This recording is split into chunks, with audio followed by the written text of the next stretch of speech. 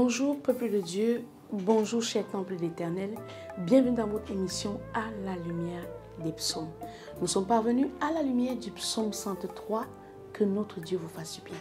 Le psaume 103 nous ouvre les yeux sur celui qui doit venir. Peut-être qu'aujourd'hui, tu n'es pas encore convaincu de l'existence de Dieu. Peut-être qu'aujourd'hui, tu n'arrives pas à faire le choix de suivre Dieu parce qu'il y a quelqu'un dans ta famille qui manifeste un caractère qui ne t'attire pas, qui ne te convainc pas que Dieu est vraiment amour. Parce que ce que nous ignorons, bien aimé, c'est que les gens nous observent. Même si tu ne dis pas à quelqu'un, viens dans mon église, il voit en toi le Dieu que tu lui prêches. Alors, aujourd'hui, bien aimé, le psaume 103 vient t'ouvrir les yeux sur celui qui est à venir, sur celui que nous attendons. Et la Bible déclare que nul ne sait ni l'heure, ni le jour où il viendra. C'est pourquoi on doit être sans cesse sur la garde. La Bible déclare qu'il y aura 2 sur la toiture, 2 dans un lit, 2 dans les champs, mais un seul sera enlevé. Et que celui qui est sur la toiture ne descende pas chercher les choses dans la maison, comme la femme de l'autre l'a fait en regrettant son passé. Beaucoup de femmes seront en train d'accoucher quand Jésus reviendra. Imagine, tu es allé au marché et tu as laissé ton nouveau-né sur le lit. Jésus vient, il te prend là. Il ne sera même plus question que tu dises, je m'en vais chercher mon enfant. Ce sera la fin de toute chose. Bien-aimé dans le Seigneur, peut-être qu'aujourd'hui, tu n'arrives pas à donner ta vie au Seigneur. Ou bien tu as donné ta vie au Seigneur et quelqu'un a froissé ta foi par son mauvais caractère. Parce qu'il y a beaucoup de loups au milieu des brebis. Des personnes qui prétendent dire Seigneur, Seigneur. Mais la Bible déclare que ce ne sont pas tous ceux qui me disent Seigneur qui hériteront du royaume des cieux. Bien-aimé, aujourd'hui, je veux que tu sois réconcilié avec la notion de l'éternité. Ma prière pour toi, c'est que tu retournes à la Genèse et que tu sois replacé sur le chemin originel que Dieu a prévu pour ta vie, car tout est dans sa présence et toute œuvre s'arrêtera le jour net où il reviendra, comme à l'époque de Noé. Et voilà que le psaume 103 nous ouvre le cœur pour accueillir celui qui doit venir. La créature découvre que l'acte créateur de Dieu, loin d'être épuisé, se renouvelle chaque jour pour le bonheur de l'univers. Lorsque l'on parle du renouvellement de la créature, c'est l'accès pour un pécheur de se repentir. La Bible déclare qu'il y a plus de joie dans le ciel pour un pécheur qui se repent. Pourquoi?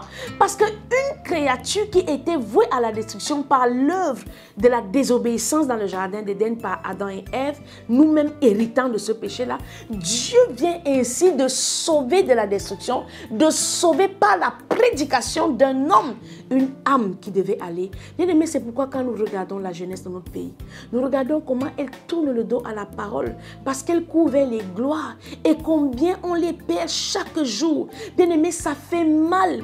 On a même l'impression qu'on est en train d'échouer dans notre ministère d'évangélisation.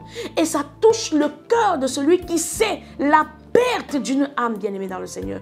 Nous prions que quelqu'un se relève. Même si tu n'avais plus la force, bien-aimé, lève-toi, va évangéliser. N'attends pas qu'on te dise que tu as besoin d'un titre. N'attends pas qu'on te dise que voilà, tu es agréé dans une église. La Bible dit allez, allez. Il n'a pas dit pasteur. Les dons du ministère, c'est autre chose. Mais l'évangélisation est un devoir individuel pour toute personne qui a reçu la parole de Dieu. Bien-aimé, va annoncer la bonne nouvelle. Va annoncer la bonne nouvelle pour que Jésus-Christ ne vienne pas trouver ta sœur dans la folie et que la porte des cieux ne se ferme pas sur elle. Va annoncer la bonne nouvelle à tes parents que lorsque Jésus-Christ reviendra, que tu ne sois pas tenté d'aller dire Père, attends, je vais chercher ma mère. Il te dit ce n'est plus le moment.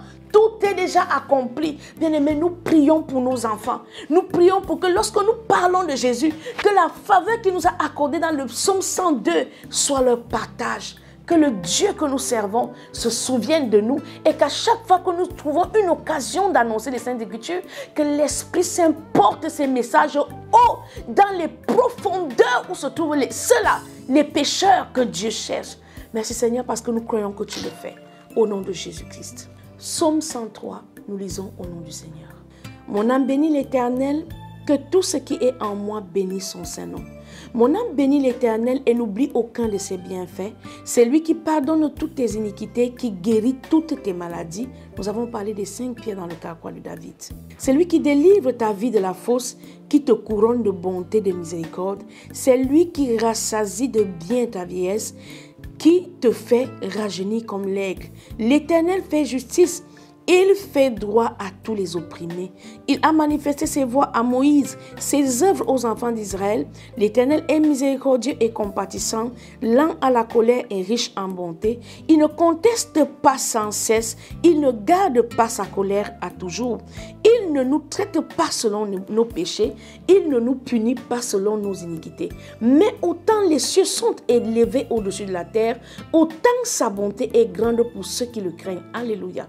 Autant l'Orient est éloigné de l'Occident, autant il éloigne de nous nos transgressions. Merci Saint-Esprit.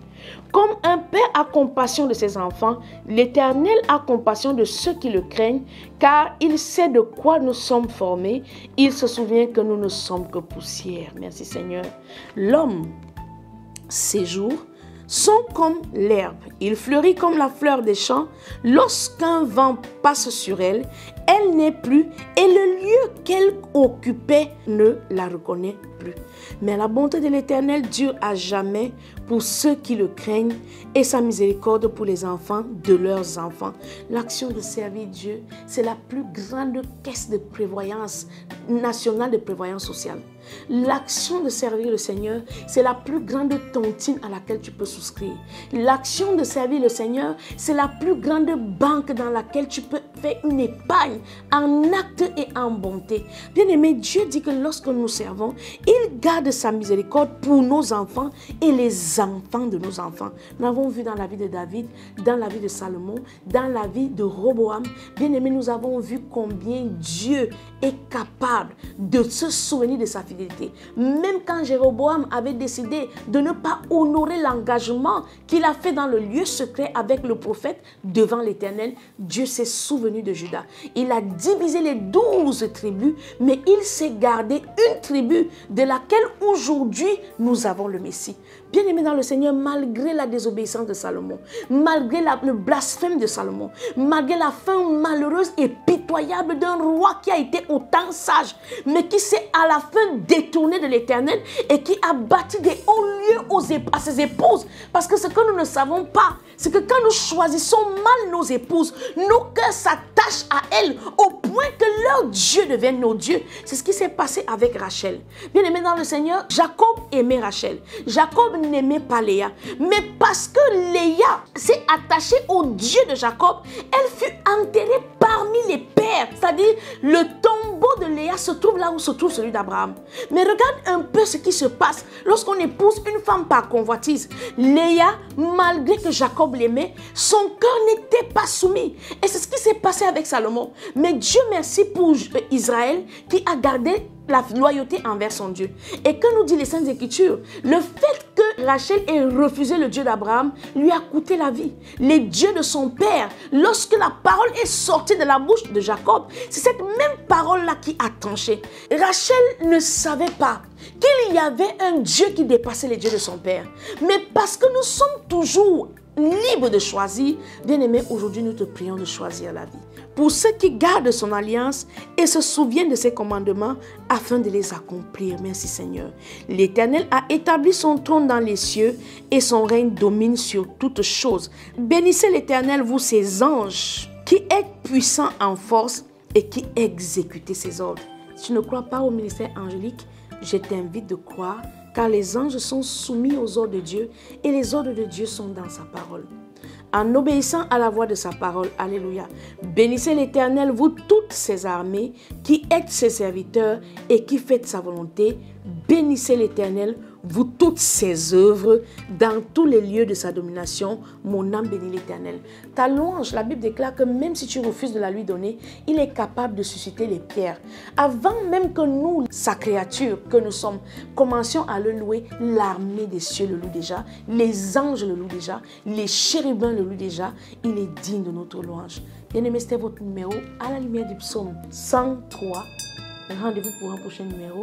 Que Dieu vous bénisse.